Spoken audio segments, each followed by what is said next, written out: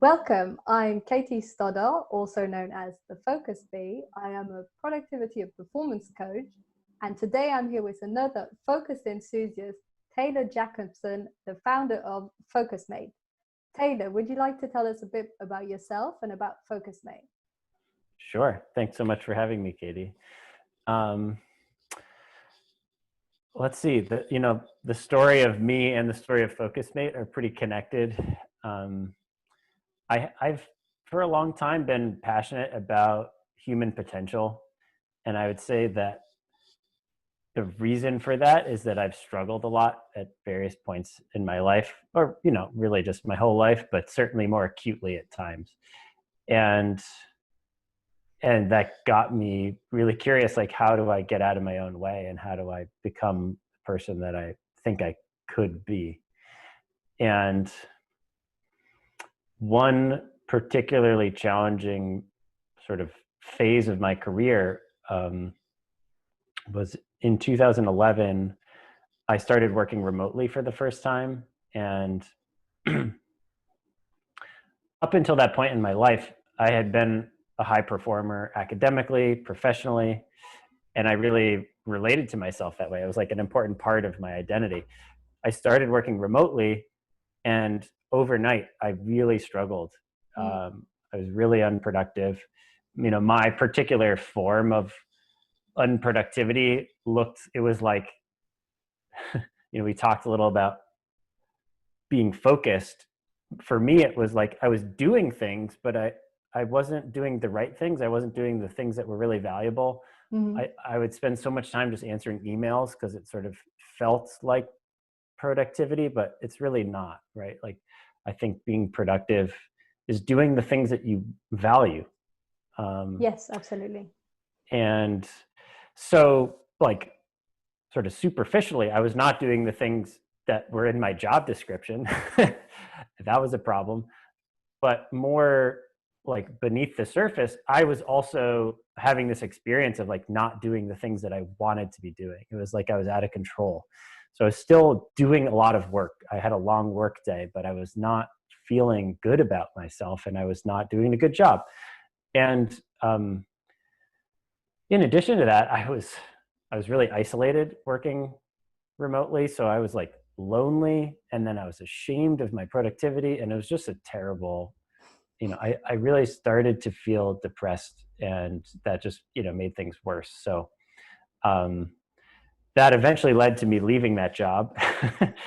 But it also led to me just starting to study more intensively about productivity and behavioral change, and frankly, spiritual growth and just personal growth holistically, and realizing, gosh, this is something that I'm really personally connected to, and I'd love to make it my career somehow. And I had no idea how at that time, but that kind of moment in my career was really the genesis of deciding this was really important to me and what I wanted to focus my career on. And then fast forward, where did FocusMate come from? So since 2011, I've continued to work for myself, work from home 100% of the time. And I eventually became an executive coach, and I was working with people that way. And I had a client who was also a friend, and we were just kind of lamenting the challenges of working alone. And I guess because of the sort of intimacy of our relationship, I thought, okay, let me just share this kind of wacky idea I have. That's basically my fantasy concept of like how we could support each other, like what I would really like in life. And so I said to him, his name's Jake.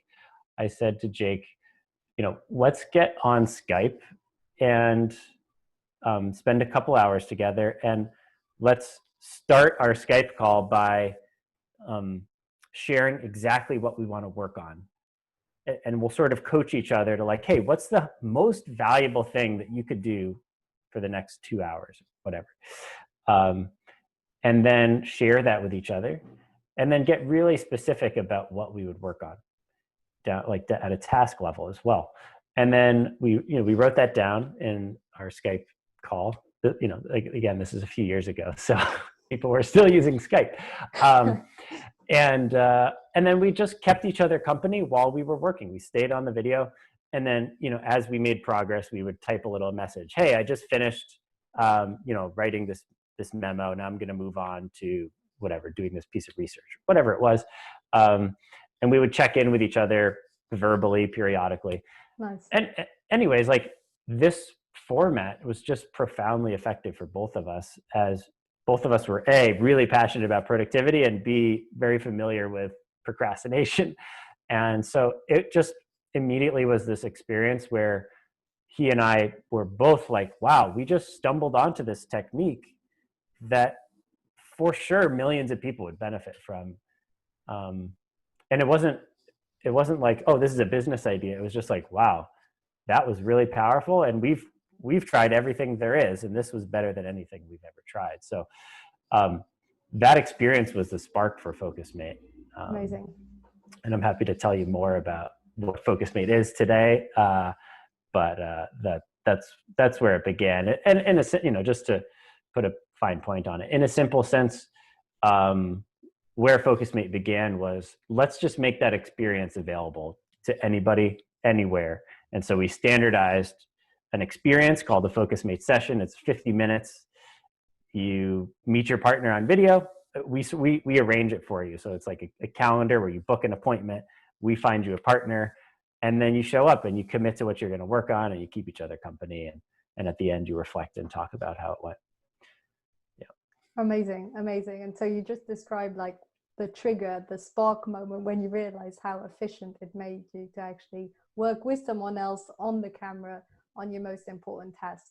Do you believe in general that accountability has a very important role in our ability to focus? Well, what's interesting is, I was just talking to our head of product about this yesterday. I think that accountability is sort of used as a placeholder for a variety of different effects, behavioral effects that are actually happening. And so we could talk about, like, strictly speaking, accountability is just literally measuring something. So you could hold yourself accountable just by, having a to-do list is a form of accountability. I wrote it down, and then I could, I cross it off if I finish it. That's a form of accountability.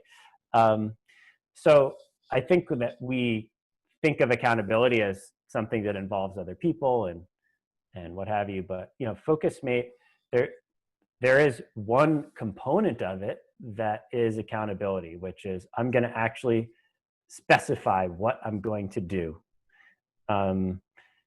And then I'm going to say if I did it or not. That's accountability. But then you layer in another person, right? And so there's, strictly speaking, that's another effect from a science perspective. When you share it with somebody and when you share it in writing, both of those have been studied, right, as things that increase our efficacy. And then actually doing it with somebody there, that's a whole other effect. Updating somebody on your progress, again, there's an accountability piece to it, but then when you share it, that's social accountability. In FocusMate, you also reflect on how you did at the end. That's a completely different phenomenon as well. And it turns out that reflection is an incredibly productive activity. We like to do things that feel really good, like answering emails feels really productive. That's like what you would call an executive task. Versus a reflective task. A reflective task might be planning your day or reflecting on how the week went or something like that. And we don't like to do those because it doesn't feel like we did anything. But those actually dramatically increase productivity as well. So I'll stop there. But yes, I'm a big fan of accountability. But actually, if we're being like really honest about it, there's like 10 different studied phenomena that are happening at once in FocusMate. And if you ask me, do I believe in the importance of accountability? Yes. And there's so many other things that are super valuable as well. I absolutely love what you said about the reflection aspect. And it's true, it was something I hadn't considered when looking at FocusMate. And I've done it already with a friend of mine who's also hyper productive. And the fact that we get to discuss beforehand our projects and ambitions for the weeks or months to come, and afterwards as a reflection, it's true, it's not just the accountability behind it, it's also the reflective part. Sometimes it triggers new ideas and concepts and ways forward. So perhaps that part is almost more valuable. And the fact, like you're saying, because of working alone, and that can be sort of hard sometimes, is also the psychological support somewhere, which isn't just accountability, but almost like teamwork, even if you're both working on totally different subjects. Yeah, you mentioned a couple of things I think are really important. One is like, sometimes we just need to have something cause us to stop and do the reflection and to be intentional. And then, like you mentioned, like having these awarenesses. I think it's pretty easy. I know it's pretty easy for me to just like wake up and think of 19 things and just start doing them. And occasionally I do that, and it's not very productive or effective, and it doesn't make me happy. That's for sure. I feel like a hamster on a wheel. So I think it's super valuable to have an occasion to interrupt the kind of stream of our minds and to ask, like, what is most valuable, or what is my intention for this moment or today. I think that's super helpful. Whether FocusMate, that's one of the things it does, is it forces you, but you can do that any way you want to. What was the second thing you said that I thought was really, I forget, maybe I'll remember. I like what you said about working with intention. I think that's what makes the big difference also in terms of performance and productivity, asking yourself these types of questions. And like you said, FocusMate is one way of forcing this approach, or encouraging it. But another way is also yourself thinking, when you do a weekly review, for example, or before planning your day, okay, so what's actually my intention for the day? What are my top 3 outcomes for today? And not just sort of going, like you said, in the hamster wheel or on automatic pilot to try and just sort of do everything, answer the emails to get the dopamine rush, but not actually achieve anything. Well, it's funny you mentioned dopamine, because I'm not a scientist, but I happen to believe you get more dopamine if you set an intention and then do the thing you intend, as opposed to just doing things. Mm-hmm. My experience of that is like, yes, like, you did it, Taylor, like, good job, versus like something that just comes into my mind and I do it. It's more of like a frantic feeling of like, oh, I have to do that thing. And then I remember the other thing you said, which I thought was really compelling, which is the feeling of team. And one thing that a lot of my early experiences of studying productivity were sort of like learning about a technique and then trying to do it and really struggling. And this, might just be my story or my experience, but I feel like there's sort of like a cultural narrative around productivity wherein we relate to ourselves like machines. And at least in English, there's a lot of idioms that are machine-like. So it's like, I'm going to crank this out is like a way to say, I'm going to do this work,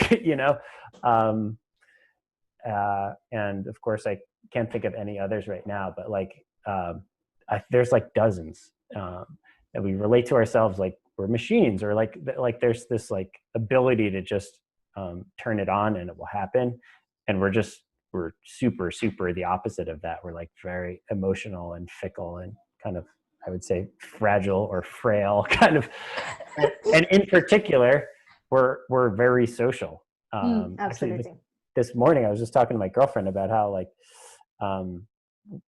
one of the reasons that body language is such an important form of communication is that we don't learn to speak until, I don't know, 1.5 or 2, we start to learn to speak, but we sure as hell got to like figure out how to navigate our lives before that, right? And so all that we can do is pick up on non-linguistic cues, and there's just like there's so much other evidence and reason that we are really social beings. So it's like it shouldn't be surprising that you have this great experience of doing something with your friend that makes you productive.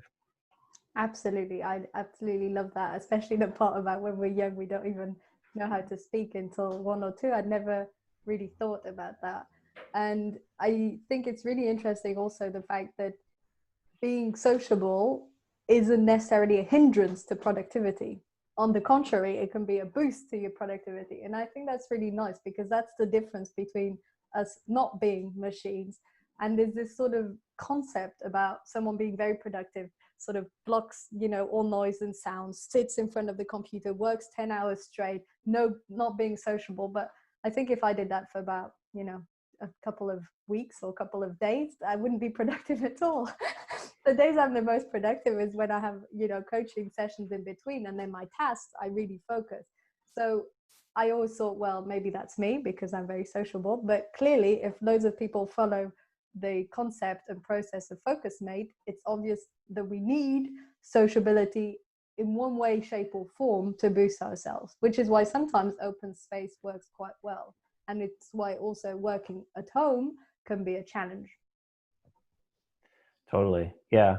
And I think there's kind of a misconception that, like, if you're introverted, that means you don't value those interactions. I think my experience is more like, and I skew slightly on the introverted side, or sort of in the middle. I feel like sometimes I'm introverted, sometimes I'm extroverted. But even when I am feeling introverted or acting introverted, I find it can feel really good just to be near somebody else, especially if that's somebody that makes me feel safe, and I think that just recognizing that really basic human need. I happen to really struggle in, like, noisy environments. I could never work in an open office. Like, it's just way too overstimulating for me. But I do really like to be around people. There's like a fine balance between sort of open space where there's constant noise and distractions and a lot of people, and also total isolation. Is what you're saying. It's still having people around, but not to the extent where it's too distracting. Another interesting point I find with focus in general, it's how it relates to productivity. So how do you feel that, for example, being focused makes you achieve more or get the right things done?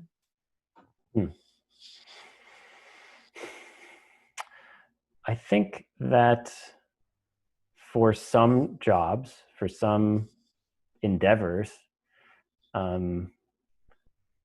doing a kind of work that, you could call it deep work, some kind of work that really requires us to think hard or be creative or kind of integrate a bunch of different things, a sort of complex kind of thinking.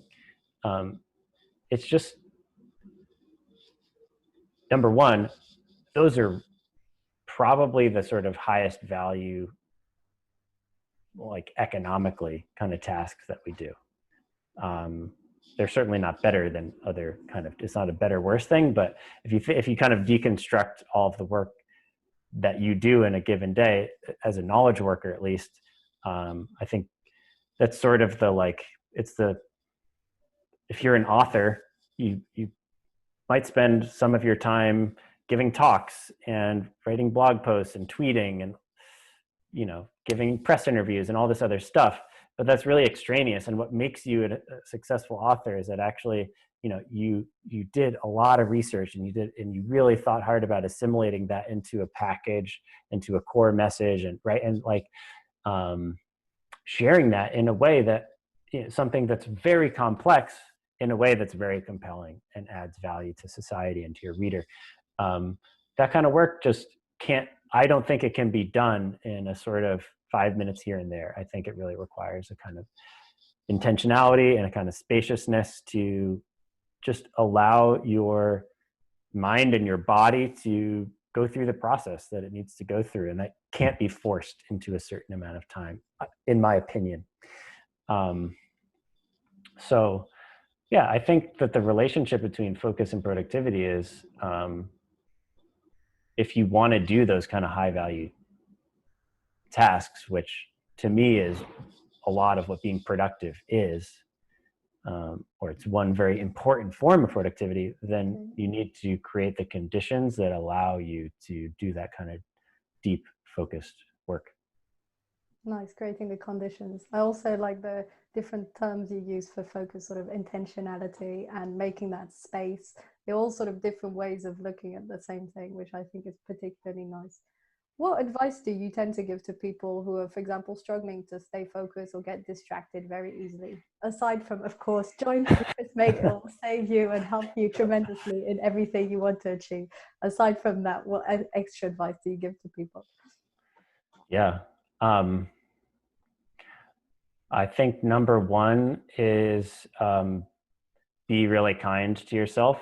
I think like we need to let ourselves off the hook for whatever sort of shame stories we have about how we are and that we're bad because of that. I think that number one, I would guess that most of those sort of challenging experiences are extremely normal, for one. They're like part of the human experience. And we talked about that we're not machines. So I would just start from this point of like really validating like whatever each of us is experiencing as a challenge or as a challenge to our productivity is almost certainly caused by something that is really actually natural in some sense. It's like part of being human.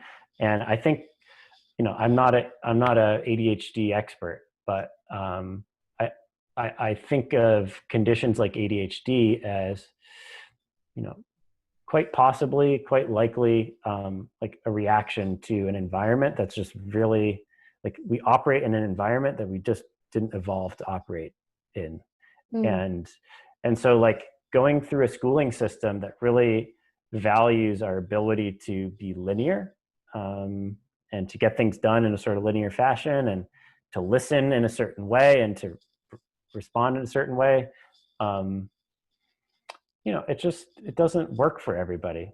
So I think there's a lot of norming in society that conditions us to think that we are wrong in some way, and that I think a much more helpful lens is like being curious about the way that you are. Like, like I wonder why I'm having this experience, not from a place of wrong, but like, you know, what is there to discover about myself, and sort of just inquiring of ourselves, like, what are the conditions that are optimal for me, that make me happy, that make me feel good, that make me, I think feeling safe is a thing I'm learning about recently, is like transformative for all aspects of sort of human prowess. So yeah, that's probably like the most important thing. And then from that place, just even anything that you would consume as a piece of advice or technique or whatever, you know, if you can digest it through that place of kind of self-love, self-acceptance, curiosity about what works for you, I think that's a great place to come from. That's really beautiful. It makes such a difference with all the sort of everyday tips of, you know, use time slots and use the apps to block distractions. I say these things, so I'm maybe guilty of it firsthand, but it's really interesting to sort of first look at acceptance. First, you know, like you said, be kind, be aware that it's our tendency to function. Also, a really interesting point you mentioned was that it doesn't necessarily fit everyone to work in a linear way, like you said, at school. And maybe also understanding that some people, you know, might not function that well in the, you know, straight boxed conventional ways. And some of these people tend to turn out to be, you know, geniuses and do extraordinary things because they think outside the box. So it's a wonderful thing. 100%. And actually, like, I don't know, genius is just a concept, but I fundamentally believe that there is brilliance or genius or whatever you want to call it in all of us. And I think another way to look at it is just like inside of all of us, there is some sort of fullest potentiality, or there's something I would call like our best work. You know, it's like a confluence of the thing that we are most called to put out into the world and the conditions that enable us to kind of share that in the most complete way. And I think it's just like for each of us individually, we have to figure out what are those conditions, and what is that thing. And then, yeah, I think anybody has something that might be considered genius under the right conditions. Absolutely. And that's where maybe the role of potential, like you said at the beginning, but also the role about doing deep work can actually lead you to that, because it's not through answering a few emails or, you know, doing posts for social medias or whatever sort of small tasks that you can really tap into that potential and also really find what it is you want to share. I mean, you probably had a similar experience when you came up with your concept. Absolutely. I really, even when I was starting, I struggled to find the blocks of time to focus and like move things forward and be like, cool, we need to come up with like the first version of this software application. And I can still remember this like one day where I was like, I went to a Starbucks actually, and I was actually working with some sort of casual FocusMate partners, but really just struggling and forcing myself to find the big blocks of time to do that focused work, because like nothing else was going to actually move the needle on putting this out in the world. Wonderful. I feel that it can be summed up in like two key concepts here that you described. First of all, this whole aspect that you said about being kind and being accepting and realizing that we don't all function in the same way or in very conventional ways. And the second one is really finding the time to actually work on the important tasks and what really matters. And so a combination of both accepting that, you know, some days we'll procrastinate and some days it won't go exactly as planned, but also that overall we're aiming to achieve our potential, work on like the big sort of milestones, and that will lead you, you know, further. Well said. Fantastic. Well, only a few minutes left. Is there anything else you'd like to add or share with anyone that will be listening to this interview that you feel is relevant regarding FocusMate or regarding this general theme of focus and productivity? I think we've hit on some awesome stuff. I'll just say that you know, FocusMate is free to join, and we'd love to have anyone that, you know, feels resonance with what we've talked about today. We'd love to welcome you to our community. Okay, well, thank you so much, Taylor, for being here. Thank you so much for sharing all of your insights on productivity, on focus. And if you want to find out more, please check out focusmate.com. Thank you. Thank you.